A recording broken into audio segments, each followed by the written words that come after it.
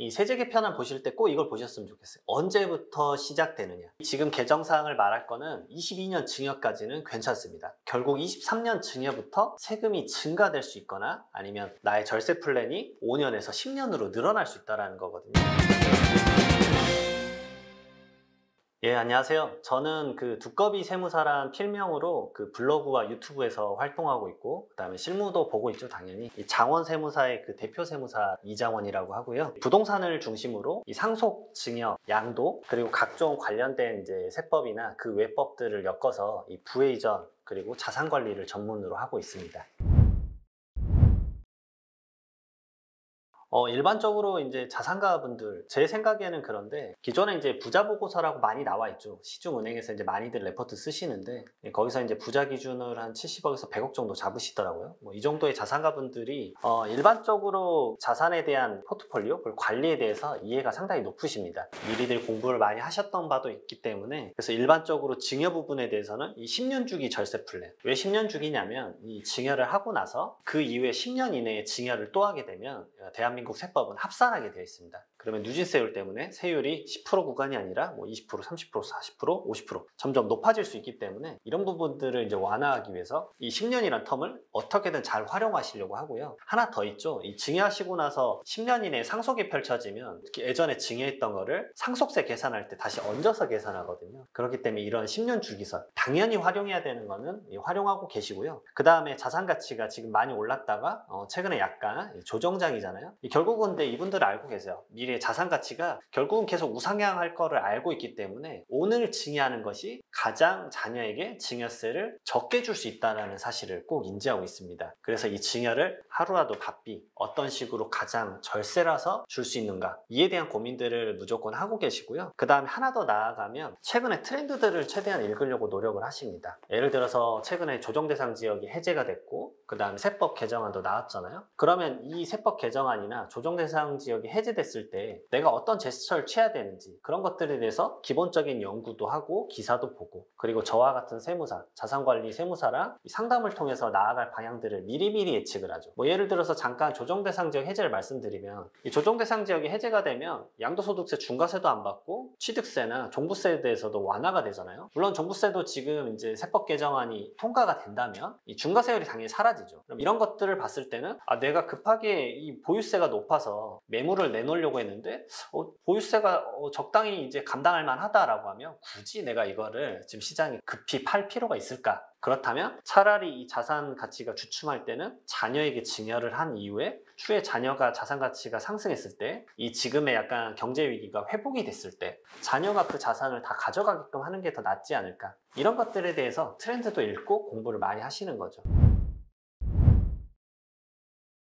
우선 말씀드릴 거는 이 세제 개편안의 해당 사항의 시기, 이 세제 개편안 보실 때 꼭 이걸 보셨으면 좋겠어요. 언제부터 시작되느냐. 지금 개정 사항을 말할 거는 22년 증여까지는 괜찮습니다. 결국 23년 증여부터 세금이 증가될 수 있거나 아니면 나의 절세 플랜이 5년에서 10년으로 늘어날 수 있다는 거거든요. 결국은 어떤 시점에 도입이 되는지를 꼭 살펴보시고 그 다음에 이걸 어떻게 활용할 것인가. 저는 이 2월과세를 보면서 바로 이제 떠올랐던 거는 부부간의 증여, 바로 떠올랐어요. 왜냐면 부부간의 증여를 많이 활용해서 절세 플랜을 쓸 수 있거든요. 그러면 부부간의 증여가 어떤 이점이 있는지를 간단하게 설명을 드린 다음에 이 2월과세가 5년에서 10년으로 늘어난 게 어떤 영향을 미칠지, 그리고 22년도에 왜 증여를 해야 되는지 세 가지를 나눠서 좀 설명을 해볼게요. 이 첫 번째로는 부부간의 증여, 가장 중요한 건 계약서 쓰기 전에 취득하기 전부터 계획을 하셔야 돼요. 대부분 이렇게 생각하세요. 취득하기 전에는 뭐 세무사는 당연히 취득할 때 아무 필요 없지, 뭐 등기를 할 때는 법무사가 필요하니까 세무사랑 상담할 필요도 없어 라고 생각을 하실 수도 있어요. 하지만 취득할 때 이 부부간의 명의 비율 어떻게 가져갈 것인가, 이걸 당연히 따져보셔야 돼요. 왜냐면 부동산은 취득, 보유, 처분까지 생각하셔야 됩니다. 이 처분 단계에 양도, 상속, 증여가 있는 거예요. 그러면 취득할 때부터 이 처분 단계, 엑시트까지를 고민하셔서 이 플래닝을 짜야 되기 때문에 계약서 쓸 때부터 당연히 비율을 선정하셔야 되는 거예요. 만약에 취득했을 때 단독 명의로 하셨다고 가정을 해볼게요. 남편 단독 명의인데 알고 봤더니 배우자에게 6억 원까지 증여해서 추후에 같이 파는 것이 더 절세가 된다라고 뒤늦게 알았다고 가정을 해서 그때 돼서야 증여를 한다 그러면 다시 증여를 하는 데 있어서 취득세가 발생하잖아요. 결국은 거래 비용이 또 발생할 수 있다는 거죠. 그러면 그만큼 더 손실이거든요. 그러니까 계약서 쓰기 전부터 미리 이 거래 비용을 줄일 수 있는, 최소화할 수 있는 것들을 다 체크를 해보시고 진행하는 게 아주 도움이 되실 겁니다. 그리고 이제 제가 여기서 말씀드릴 건 부부 간의 증여지만 당연히 이게 부모 자식 간의 증여에서도 당연히 마찬가지로 통용된다라고 생각을 해주시면 돼요. 왜냐하면 자녀에게 증여를 했을 때도 결국 증여재산 공제가 높지는 않지만 이 절세 플랜으로 활용을 할 수도 있다라는 점 꼭 염두에 두시고요. 그러면 부부 공동명의의 이제 장점이 뭘까? 첫 번째는 이 증여재산 공제를 활용해서 미래의 상속세를 좀 절세할 수 있다. 이게 무슨 말이냐면 이 배우자 간에는 10년간 증여재산 공제 6억 원까지는 이 증여세가 이론도 나오지 않죠.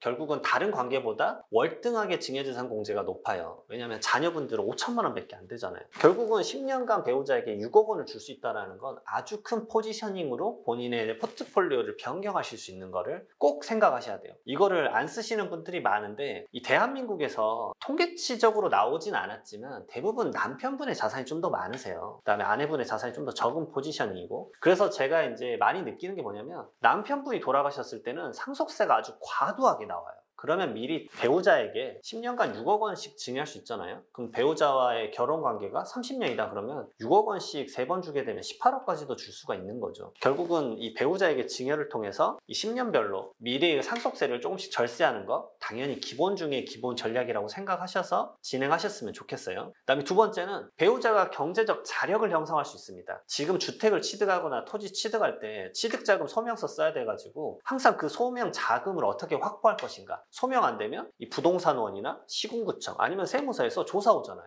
이런 것들에 대한 스트레스를 이제 더셔야 돼요. 왜냐면 이런 것들을 당연히 이제 포지셔닝으로 짜야 되기 때문에. 그렇기 때문에 배우자한테 증여를 하면서 증여로 자산의 형성을 만들어주고 이 자산 가치가 미래에 높아져서 양도를 하신 다음에 그 유동성을 확보하고 나서는 배우자가 예를 들어서 가정주부더라도 유동성을 크게 확보해서 다음 자산을 투자할 때 여력이 된다라는 얘기죠. 단독적으로도 투자하실 수도 있고, 그래서 배우자의 경제적 자력을 형성할 수 있다라는 게 두 번째 장점이고요. 그다음에 세 번째는 이 1세대 1주택 종합부동산세의 그 선택 가능성이 있습니다. 예를 들어서 한 세대에서 이 남편만 주택을 한 채 갖고 있다 그러면 사실 선택할 게 없이 그냥 1세대 1주택 종합부동산세 세율로 이 보유세가 계산이 되지만 이 부부와 비율대로 1주택을 가지고 있으면 두 가지 방식으로 선택을 할 수 있죠. 이 첫 번째로는 한 명이 이 모든 지분을 가지고 있다 라고 가정을 해서 거기에 고령자 공제나 장기 보유 공제를 넣어서 계산하는 방식과, 그 다음에 인별로 본인의 지분에 대해서 각각 공제를 적용받아서 종합부동산세를 계산하는 방식이 있잖아요. 결국은 이 두 가지 방식 중에서 자기가 아니면 자기 세대가 더 세금을 줄일 수 있는 방식을 선택할 수 있기 때문에 어찌됐든 지금 종합부동산세가 개편이 되면 좀 더 세부담은 낮아지겠지만 결국은 더 낮출 수 있다. 그리고 23년도에 이게 개정이 되죠. 기본공제가 일반은 9억 원, 그 다음에 1세대 1주택은 12억 원으로 상향이 될 예정이기 때문에 이게 정말 세제 개편안이 확정이 되는지도 꼭 확인을 해보셨으면 좋겠고요. 그리고 22년도에는 지금 11억 원이지만 14억 원으로 3억 원을 더 늘려주겠다. 1세대 1주택 공제 같은 경우는 이런 세법 개정안도 정말 그대로 통과가 되는지 꼭 확인해 보시고 적용을 하셨으면 좋겠어요. 그 다음에 네 번째입니다. 이 취득가액을 높여서 양도소득세를 절세한다. 이게 2월과세의 핵심인데요. 예를 들어서 이 남편분이 예전에 부동산을 최초에 14억 원에 취득을 했다 라고 가정을 해볼게요. 그리고 지금 증여 시점의 시세가 20억 원입니다. 그리고 시세는 20억 원이지만 기준 시가는 8억 원이라고 가정을 해볼게요. 그러면 아무 생각 없이 지분 50%를 준다 그래서 기준 시가로 증여를 해버리면 6억 미만인 4억 원이잖아요. 기준 시가 8억 원에서의 50%니까 4억 원. 그러면 증여재산 공제 6억 원 미만이기 때문에 증여세 안 낸다라고 생각하실 수 있어요. 근데 사실 너무 간단한 생각이죠. 왜냐면 남편의 그 14억 원의 지분 50%는 7억 원이었잖아요. 왜냐면 증여를 하는 순간 취득가액이 바뀝니다. 그러면 이 배우자한테 주는 목적은 뭐냐면 미래 양도소득세를 줄이기 위함이기 때문에 지금 20억 원으로 오히려 감정평가를 해서 10억 원으로 증여를 받으셔야죠. 왜냐면 추가 6억 원을 초과하는 부분에 대해서 이 4억 원에 대해서 증여세를 일부 내더라도 미래 나의 양도소득세를 줄이는 거, 결국 예전에 최초 취득한 사람의 그 취득가액을 더 높여와서 본인의 취득가액으로 추후에 미래 양도를 했을 때 양도소득세를 줄이기 위함이 목적입니다. 결국 예전의 시세는 아주 낮았기 때문에 지금과 같이 주택가격이 많이 올랐을 때는 지분 증여를 통해서 취득가액을 껑충 높여놓는 게 아주 좋아요. 이걸 활용을 꼭 하셔야 됩니다. 왜냐하면 일반적인 보유세보다 이 양도상속 증여, 즉 처분 시점에 발생하는 세금이 훨씬 더 압도적으로 크세요. 대부분 억대가 넘어가는 경우가 아주 많기 때문에 일반적으로 경험하는 근로소득이나 아니면 일반적인 사업소득세보다는 훨씬 높다는 걸 꼭 인지하시고 이걸 어떻게 줄일 수 있을까를 미리미리 플래닝하는 것이 아주 도움이 되실 겁니다. 그러면 이 세법 개정안이 어떤 영향을 미치느냐? 부부간에 부부 공동명의를 하시잖아요. 그럼 장점이 많아서 실제로 6억 원까지 증여를 통해서 절세하는 납세자가 아주 많습니다. 그러나 이번 세법 개정안에서 이 증여 후에 5년 이내 양도하면 그 손해보는 2월과세 규정을 10년으로 바꿨어요. 이게 무슨 말인지 살펴보면 먼저 고액의 양도소득세가 예상이 되면 이를 회피하려고 하시겠죠. 그래서 미리 배우자나 직계존비속에게 증여를 하셔요. 그래서 취득가액을 높여놓는 거죠. 예전에 증여자, 즉 처음에 최초 취득자는 1억 원이에요. 근데 증여를 했을 때 이 증여를 주는 가액이 10억 원으로 늘어난다 그러면 결국 지분에 따라서 본인이 파는 금액이 얼마냐에 따라서 그 양도 차익이 발생할 텐데 1억 원과 10억 원의 차이는 아주 크죠. 결국 취득가액을 높일 수 있는 거죠. 증여를 하자마자 팔아버리면 취득가액도 높이고 양도세도 줄여버리니까 이런 것들을 악용하는 것을 막고자 해서 부부 또는 직계존비속 간에 증여받은 토지, 건물, 그다음에 부동산사의 권리, 입주권이나 이 분양권을 말하는데요. 이것들을 계산할 때 만약에 5년 이내에 팔아버렸다. 즉 증여받고 나서 5년 이내에 팔아버리면 어떻게 세금을 계산하느냐. 취득가액을 높인 것 당연히 인정을 해주겠지만 예전에 증여했던 증여자의 취득가액과 비교를 해서 더 큰 세금이 나오는 방향으로 계산을 해버립니다. 그렇기 때문에 대부분 이렇게 말씀을 하세요. 증여하고 나서는 5년 이내에 파시면 안 됩니다. 팔면 안 되는 게 아니라 팔면 증여를 한 것이